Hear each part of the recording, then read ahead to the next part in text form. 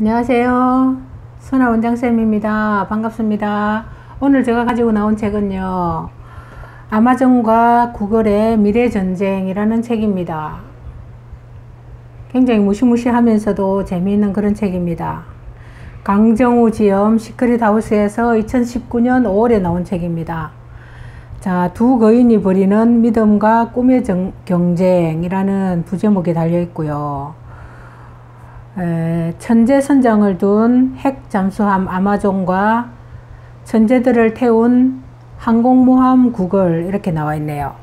강력한 이커머스 플랫폼과 클라우드 비즈니스의 아마존 검색과 광고 시장, 그리고 스마트폰 운영 체계의 80%를 점유한 구글, 이들은 이제 전 세계 일반 소비자의 일상과 기업 운영에 있어 필수 불가결의 요소가 됐다라고 합니다. 자, 아마존과 구글의 꿈을 해부하다. 미국 주식시장에서 기술주의 가파른 상승세와 어김없는 부침의 이야기들이 수년간 경제지를 도배하다시피 하고 있다. 4차 산업혁명이라는 거대 담론 속에서 미래의 수익을 약속하는 많은 기업들이 벌써부터 명멸하고 있다라고 합니다.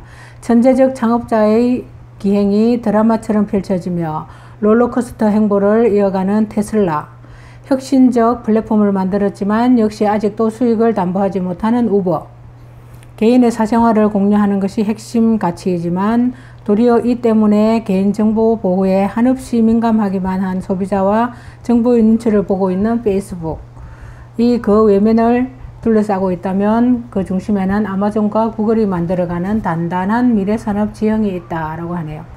강력한 이커머스는 여기서 전자상거래라고 합니다.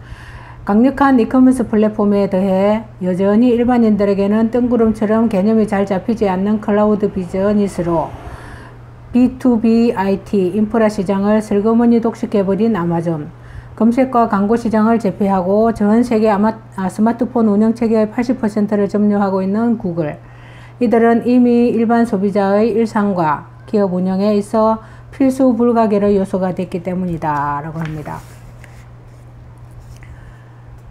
자, 창업자, 경영자, 자본가는 몇 가지 질문을 염두에 두리라 생각한다. 첫째, 아마존, 구글과 경쟁할 것인가? 아니면 지금 우리 대부분이 그러하듯 이들과 맞서기보다는 이들이 만들어갈 거대한 생태계의 훌륭한 파트너가 될 것인가? 둘째, 아마존, 구글이 큰 꿈을 대차게 이어나갈 수밖에 없는 비밀은 무엇인가? 믿음의 크기만큼이나 실행의 크기를 담보해내는 그들만의 방식은 무엇인가? 셋째, 아마존, 구글이 아직 꿈꾸지 않은 기회는 무엇인가? 또 그것을 내가 선점할 수 있는가? 셋째, 아마존, 구글이 아직 꿈꾸지 못한 기회는 무엇인가? 그것을 선점할 수 있는가? 책에서는 아마존과 구글의 기존 산업들이 얼마나 훌륭한지에 관해 지면을 할애하지 않을 것이다. 대신 슬금슬금 독점 영토를 넓혀가며 미래의 뿌리 산업이 될 아마존의 신사업 이니셔티브들과 구글의 사업 보고서에 담긴 13가지의 다른 도박들로 독자들의 관심이 돌려질 것이다 라고 합니다. 부디 이 책을 통해 미래 산업 지행 속에서 독자들은 어떤 위치에 있기를 바라는지에 관한 해답을 얻을 수 있기를 바란다 라고 하네요.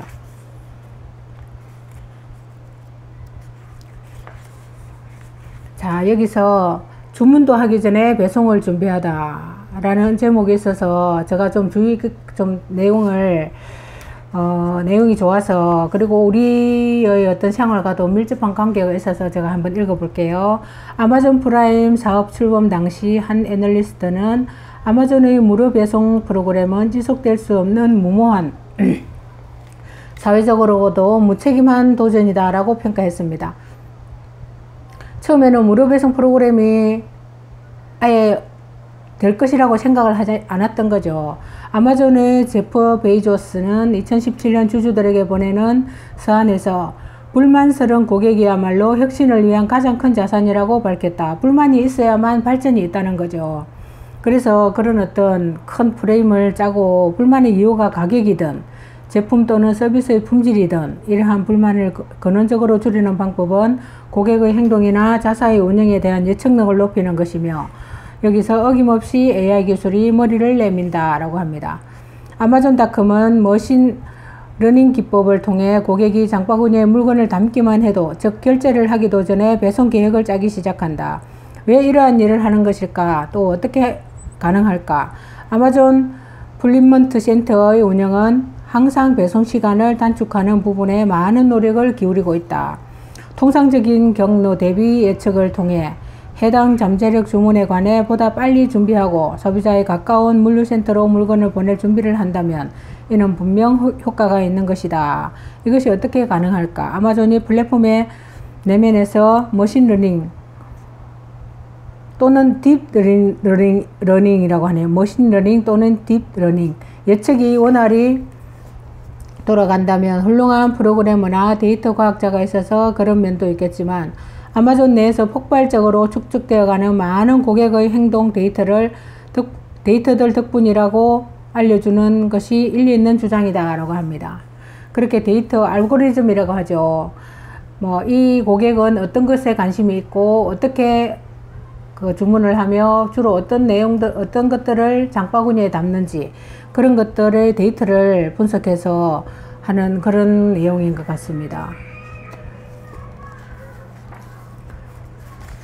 커피 회사도 마찬가지죠. 커피도 어떤 그 스타벅스 같은 경우에는 어떤 커피를 좋아하는지, 그리고 이 손님이 주문하면 어떤 커피, 전에 먹었던 그 커피를 다시 내올 수 있고, 그 다음에 거기다 조금 더 첨가해서 할 수도 있고, 굉장히 어떤 빠르고 정확한 그런 배송들을 노리고 있는 것 같습니다. 아마존이 칩을 노리는 이유, 집 하우스입니다. 하우스를 노리는 이유. 이 밖에도 아마존의 헬스케어에 대한 관심은 전방이다. 아마존의 클라우드 팀은 AI 첨단 기술을 의료회사에 판매하고 있다. 사내 비밀 연구팀 그랜드 챌린저는 의료 기록, 원격 진료 등을 연구하고 있다. AI 음성 비서인 알렉사 내 건강관리팀은 건강 관련 응용 프로그램에 주력하고 있다고 합니다. 여러 계획 중에서도 아마존이 헬스케어 부문에서 집이라는 하우스입니다. 집이라는 원천적 주거 공간에 가장 빨리, 가장 깊게 침투하려 한다는 점에 주목해야 한다. 2018년 10개의 전문가로 꾸려진 이 팀은 음성 비서의 역할을 당뇨병 환자, 신생아와 그를 돌보는 산모, 고령자 등 다기스로 이들의 케어에 맞춘 것으로 보인다. 건강에 대한 관심은 우리가 깨어서 움직이는 모든 시간대에 따라다닌다. 하지만 집에 설치된 음성 비서가 가장 잘 케어할 수 있는 고객군은 역시 집에서 대부분의 시간을 보내야 하는 고령층, 그리고 신생아와 산모들이라고 할 수 있다. 알렉사 음성 서비스는 2018년 현재 미국 내 총 400만 가구에 보급되어 있다는 것입니다. 굉장히 놀랍죠. AI 비서가 지금 미국에 총 400만 가구에 보급되어 있다고 합니다. 이렇게 급속하게 어떤 성장을 보이고 있는 그런 내용들인 것 같습니다. 굉장히 중요하죠. 우리가 아마 음성 비서가 좀 있으면 집에서 차지하지 않을까 싶네요. 저 비용으로 떠나는 우주 여행. 저는 우주라든지 이런 미래에 대해서 굉장히 관심이 많습니다. 그래서 이런 중요하게 읽었던 부분, 내용들이 좀 알찬 것들을 소개해 드리고 있습니다. 제프 베이조스의 우주 여행은 인류가 할 수 있는 일이 아니라 반드시 해야만 하는 일이었다. 제프 베이조스는 굉장히 유명한 사람이죠. 이렇게 우주에 관해서 굉장히 연구도 많이 하고 그랬습니다. 자, 위에 보니까 위런 버핏은 자신이 알지 못하는 산업에는 투자하지 않는다. 인터넷 기업은 그가 모르는 영역이다. 그러나 그 예외가 아마존이다 라고 합니다. 자, 베이조스가 본인의 우주 산업에 대해 내뱉는 한마디. 나는 단계를 건너뛰는 것을 좋아하지 않는다. 이 지구상의 사업가 중 세대를 뛰어넘는 인류의 생존 이슈를 풀어낸 자가 있었는지 잘 기억이 나지 않는다. 베이조스가 그 대열의 첫 테이프를 끊으려고 한다. 아마존닷컴이 이커머스에서 보여주는 놀랍도록 세속적이며 상업적인 노림수와는 인지 부조화를 일으키는 이 거대한 인류적 도전은 상상력과 절박함이 사업가의 도전 정신과 거대 자본을 만났을 때 이뤄낼 수 있는 일의 전형을 보여준다고 하겠다. 제이 베이조스는 아마존 우주 프로그램을 수십 년간 수천 개의 회사가 협력할 때 가능한 일이라고 정의한다. 화성에 사람을 보내는 것 같은 일은 본질이 아닌 낭비라며 철저한 실용주의적 사고에서 비현실적 꿈을 현실로 만들어가는 거의 우주산업의 미래를 들여다보자 라고 하네요. 자, 2015년 11월 미국 시애틀 항공박물관은 2014년에 야심찬 사업가가 대서양 밑바닥에서 44년간 잠들어 오고 있던 오래된 로켓 추진체를 건져 올렸으며 그 수거물을 전시하게 되었다고 발표했다. 여기서 야심찬 사업가는 바로 아마존의 창업자 제이 베이조스이고, 로켓 엔진은 1969년 인간의 달 착륙 임무에 쓰인 아폴로 우주선 세턴 5호 로켓의 일부인 F1 엔진이었다라고 합니다. 인간이 우주를 향한 도전의 대명사인 아폴로 미션의 잔해를 찾기 위한 바다 탐사 활동은 베이조스의 우주 도전의 서막을 올리는 것이었다라고 합니다. 이렇게 로켓 엔진을 해부하고 그 다음에 건져 올려서 바다에서 건져 올려서 로켓 추진체를 건져 올려 가지고 전시하고 있다고 합니다. 자, 바다 탐사 활동은 베이조스의 우주도전의 서막을 올리는 것이라고 했죠. 베이조스는 왜 이 낡은 로켓을 바다에서 건져내며 본인의 원대한 도전을 사람들에게 각인시키려고 했을까? 그는 어느 훌륭한 비전가이자 창업자들이 그렇듯 분명한 메시지를 던지고 싶어 했고, 그것은 오늘날 블루 오리진은 우주여행을 위해 별도 설립한 민간 우주기업이라고 합니다. 추구한 모습과 맞닿아 있다. 첫째, 우주여행이 더 정확히 우주 이주라는 꿈이 세대를 넘나드는 장기 프로그램이라는 점을 알리고자 했을 것이다. 벌써 50년 전 인류는 달에 발을 디뎠지만 그 달의 반대쪽에 있는 발을 디디는데 약 50년이 걸렸다라고 합니다. 그리고 블루 오리진 홈페이지에 들어가면 실행을 이야기하는 그들만의 방식이 있음을 알 수 있다라고 합니다. 블루 오리진은 오랜 꿈 미래에 수백만 인류가 우주에서 먹고 살며 일하는 것이다. 이렇게 우주 이주라고 하죠. 그 꿈의 크기는 실로 어마어마하지만 블루 오리진의 홈페이지는 환상적이고 거대한 비전으로 도배되어 있지 않고 반복적이고 촘촘한 실행의 기록과 교훈들을 전하는 데 주력하고 있다라고 합니다. 자, 제프 베이조스가 F1 로켓 엔진의 잔해를 통해 보여주고 싶었던 것은 그가 만들고 싶은 재사용 가능한 엔진이라는 이상과의 대비점이 아니었을까. 아폴로 달 탐험 당시 활용했던 엔진은 일회용이었다고 합니다. 이러한 체계로서 지구와 달 사이의 교통, 즉 오고 간다는 모빌리티의 개념이 실현될 수 없다. 더 중요하게는 인류의 우주활동 무대가 되어야 할 그 밖의 행성들 간의 모빌리티도 마찬가지다라고 합니다.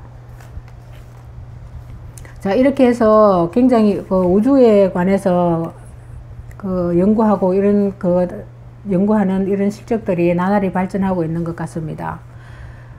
자꾸 발전하면서 더 진화하고 그렇게 되는 것 같습니다. 일본에 관해서 제가 이야기해 볼게요. 일본이 달에서 물을 찾는 이유. 물의 생명은 근원이다. 그러나 가끔 달을 촬영한 나사의 우주선에서 달에 물이 있었던 흔적을 찾았을 때 열광하는 이유는 비단 외계에 생명체가 존재할지 모른다는 신비로움이나 조물주에 대한 경외감에 머물지 않는다.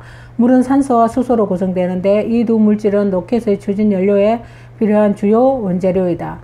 만약 달에서 물을 얻을 수 있다면 달 탐사를 떠날 때 지구로 귀환하는 데 필요한 연료까지 채우고 출발할 필요가 없다. 아니, 한 발 더 나아가 달은 머나먼 우주 여행의 중간 연료 보급소로의 기능을 할 수 있고 인류의 우주 항행 거리는 획기적으로 늘어날 수 있다라고 합니다. 자, 구글 루나 X 프라이즈에 참여하고 있는 일본 하쿠토 팀은 일본의 민간 우주 탐사 기업인 아이스페이스의 일원으로 달의 자원 채굴을 목적으로 한다. 이들은 지금까지 약 900억 원의 투자를 독자적으로 유치하기도 했다고 하네요. 구글 프로젝트에 참여하는 것은 그들 입장에서는 또 다른 오픈 이노베이션인 셈이다 라고 합니다. 이 회사가 갖는 차별점은 마이크로 로보틱스 분야에 집중한다는 것이다. 단순히 추진체를 통해 달에 우주선을 보내는 것에 머무르지 않고 달의 물 자원을 탐지하고 채굴해내는 생산 능력을 갖추는 데 중점을 두고 있다고 하네요. 일본의 산업 역사는 언제나 서양이 개발한 기술을 가장 영리하고도 효율적으로 활용하는 데 탁월하다는 것을 증명해왔다. 로봇 기술을 우주 공간에서 일본은 인간의 조작 없이 미세하게 조정해 생산성을 내는 본인들 우주 산업의 미래를 걸고 있으며 만약 이를 해낸다면 일본인은 미래의 우주산업에 뿌리를 캐고 있는 것과 다름없을 것이다 라고 합니다.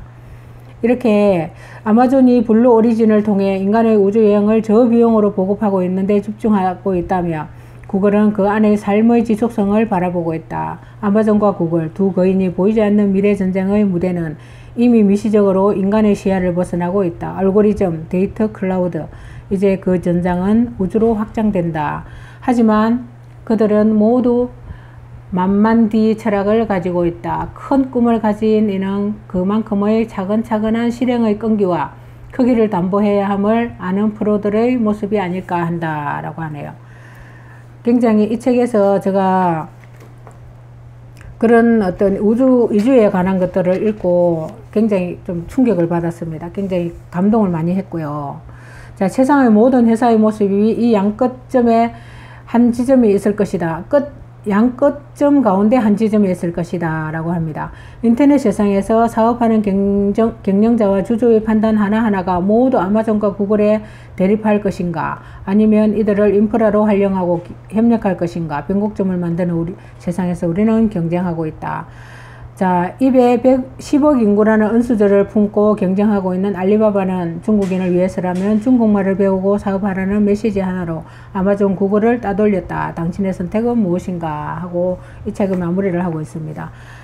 아마존과 구글 그리고 뭐 알리바바 같은 어떤 큰 기업체들은 뭐 어떤 산업적인 그뿐만이 아니라 우주에 그 이주를 한다든지 우주에서 그런 어떤 연구들 그런 것들이 굉장히 뛰어남을 다시 한번 알게 되었습니다. 자, 지금까지 함께 해주신 여러분 감사합니다. 아마존과 구글 미래전쟁이라는 책이었습니다. 함께 해주신 여러분 감사합니다.